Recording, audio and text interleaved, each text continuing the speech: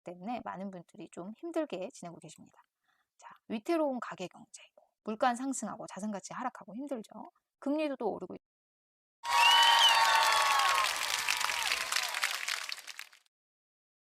자산 하락기, 월급 없이 7개월째 깨닫게 된 세 가지 파이어에 도전하는 것뿐만 구독과 좋아요 누르시면 파워맘의 더 많은 영상을 보실 수가 있습니다.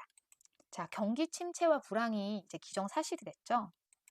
임금과 일자리 증가세가 둔화됐다. 하반기 경기 침체 가시화. 경기 침체를 넘어서서 S공포, 스태그플레이션도 거의 우려할 정도가 됐고요. 경기 불황의 단면, 그다음에 부동산 거래가 없다 보니까 인구 이동도 없습니다. 또 이번 경기 침체에는 사무 전문직 위주로 해고한다. 이런 얘기도 나오고 있고요. 살벌한 뉴스들이 많은 그런 상황입니다. 2023년 경제 성장률이 1.8% 정도로 전망이 된다고 합니다. OECD에서 11월에 전망한 내용인데요. 2023년에 코로나 이전의 저성장 국면이었던 2%대보다 더 낮은 1.8%의 성장이 전망이 된다고 하죠. 이거는 뭐 거의 선진국 수준인데 우리나라가 아직 선진국 대열에 들어선 게 아닌데 이 정도 성장한다는 건 상당히 경기가 안 좋을 거라는 거겠죠. 그리고 경기 침체, 자산 가치 하락, 인플레이션 이런 여러 가지 안 좋은 현상들 때문에 많은 분들이 좀 힘들게 지내고 계십니다.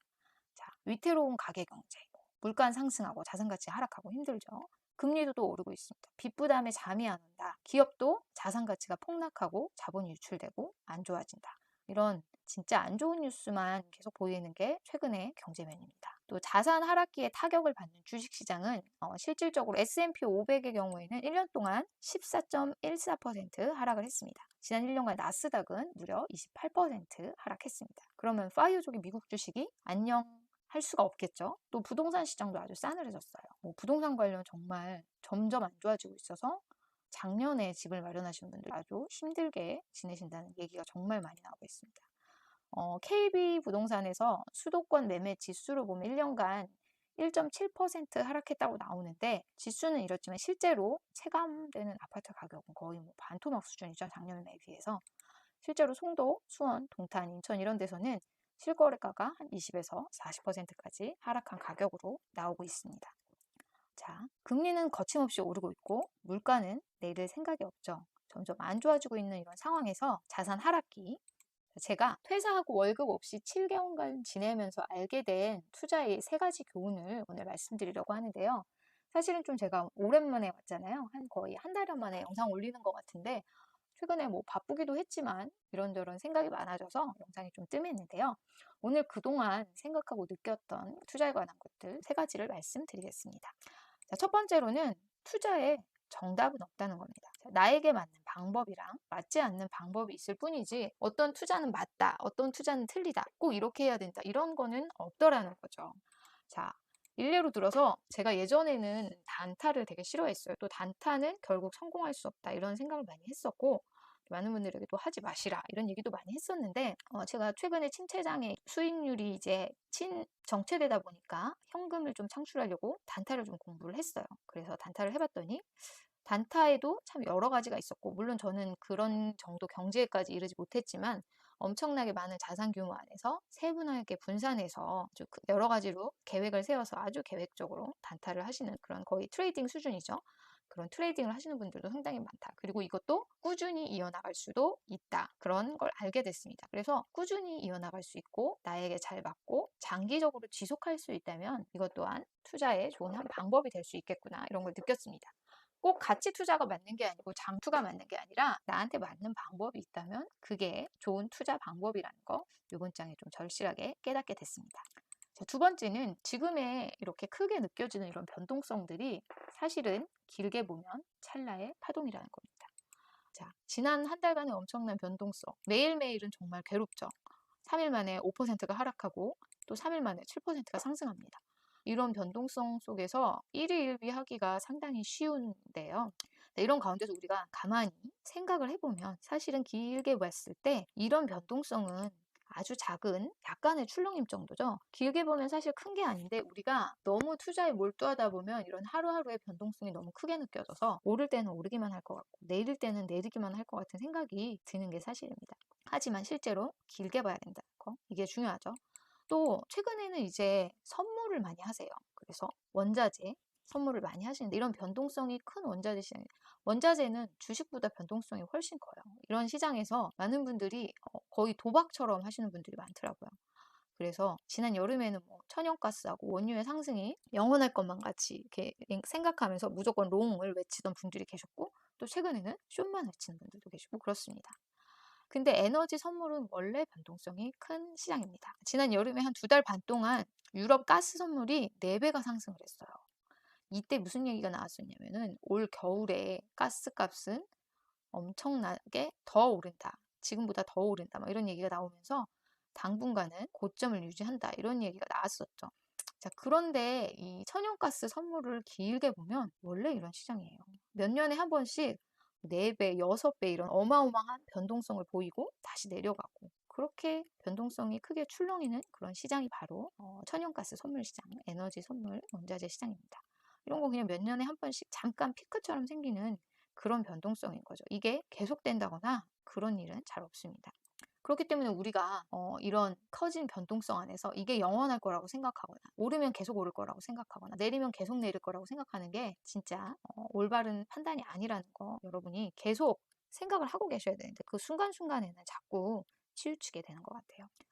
자, 그래서 자타공인 트레이더가 아니라면 이런 변동성에서는 조금 한 발 물러나서 지켜보시는 게 좋을 것 같습니다. 물론 트레이딩 잘하는 분들도 계세요.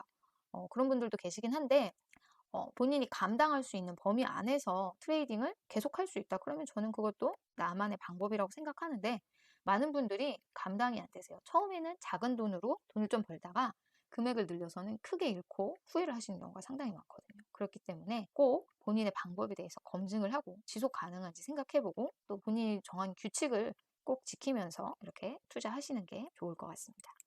자, 세 번째로 느낀 거는 투자에는 정답은 진짜 없어요. 하지만 분산은 가장 좋은 솔루션은 될 수 있다는 겁니다. 자, 저 같은 경우는 2022년 시장 예측이 진짜 대실패했어요. 완전 폭망이었죠. 작년 말에 2022년에 주식시장은 실적 장세가 전망됩니다. 그러면서 주식시장이 좋을 것 같다고 그랬는데 올해 주식시장 완전 안 좋았죠. 그리고 올 초에 1분기에 제가 1억 원을 투자한 종목 이렇게 말씀을 드리면서 테크주, 건설주, 그다음에 비트코인과 이더리움을 꼽았습니다. 아시겠지만 테크주, 건설주, 비트코인, 이더리움 다 올해 안 좋았죠. 다행히도 이제 건설주는 상반기에 좀 수익을 보고 제가 빠져나왔어요. 그랬는데 테크주랑 비트코인, 이더리움 여전히 물려있는 상태고 그렇게 결과가 좋지가 않습니다. 물론 뭐 매도한 건 아니니까 그냥 갖고 있는 상황이지만 수익률이 안 좋은 상태죠. 이렇게 제가 시장 예측 대실패를 하고 완벽하게 삽질을 했는데, 그런데 자, 저의 1년간 자산 손실은 한 15% 정도였습니다. 순자산 기준으로 했고요. 주가 지수나 아니면 부동산의 이런 실거래 가격들이 한 20에서 40%까지 떨어진 거에 비해서는 저는 그래도 자산상으로는 나름 선방을 했다고 생각을 하고 있어요. 그리고 월급이 없지만 그럭저럭 잘 지내고 있습니다. 그냥 적당히 쓰면서 지내고 있습니다. 그런데 제가 이렇게 지낼 수 있었던 거에는 바로 철저하게 분산된 저의 자산 포트폴리오가 뒷받침이 됐던 게 아닌가 이렇게 생각이 돼요. 총자산 중에서 부채 비율이 50%가 안 되고, 물론 낮은 부채 비율이라고 할 수는 없지만 자산이 부동산에 집중되어 있는 상황에서 이 정도의 부채 비율은 좀 낮은 편이고요. 그다음에 유동자산, 비유동 현금 이런 것들이 이제 분산돼서 있고, 또 제 주식들이 배당주들이 많다 보니까 이번 장에 별로 안 내렸어요. 하락폭이 크지 않았고, 또 저희 부동산들도 하락폭이 크지 않았고, 현금 흐름 창출이 가능한 또 자산들이었고, 월세나 배당금이 있었죠. 그리고 분산을 통해서 어느 정도 방어가 되는 그런 것들이다 보니까 자산 하락이 그렇게 크지 않았고, 또 월급이 없어도 있는 돈이 좀 있었습니다. 그러다 보니까 지내지 않았나 생각이 돼요. 그래서 좋은 자산이 있어서 몰빵하고 싶은 마음이 드는 거는 너무 이해가 되지만, 우리는 항상 이 최악을 대비해야 되거든요. 특히 파이어족이라면은 반드시 최악을 대비해야 하기 때문에 철저하게 분산하는 것만이 살아남는 방법이라고 할 수 있습니다. 그래서 이렇게 자산 하락기 투자의 3가지 교훈 정리해보면, 첫 번째는 투자에 정답이 없습니다. 나한테 맞는 방법을 찾아서 지속하는 것만이 맞는 방법이고요. 두 번째는 지금의 변동성 영원할 것 같지만 그렇지 않고요. 찰나의 파동입니다. 시간이 지나가면 다시 제자리로 돌아가게 되고 오르던 자산은 오르게 됩니다. 또 세 번째, 투자에 정답이 없어도 분산은 가장 좋은 솔루션이 될 수 있다. 이렇게 생각합니다. 이렇게 3가지 교훈 이번 자산 하락기 통해서 얻었고요. 이거 절대로 잊지 않고 이 방법을 통해서, 여기서 얻은 교훈을 통해서 저희 자산을 불리고 지켜나가는 것만이 저의 행복한 파이어 생활을 지속할 수 있는 방법이 될 것 같습니다. 자, 투자는 인내의 싸움이에요. 우리가 생존을 위해서 인내를 해야 되고 지금의 이런 침체장을 버텨나가야 합니다. 자, 자본주의를 믿고 또 다음 기회를 기다리면서 준비하는 것만이 우리 투자자들이 또 파이어족들이 이런 침체장을 이겨낼 수 있는 방법이 될 것 같습니다. 여기까지 파이어에 도전하는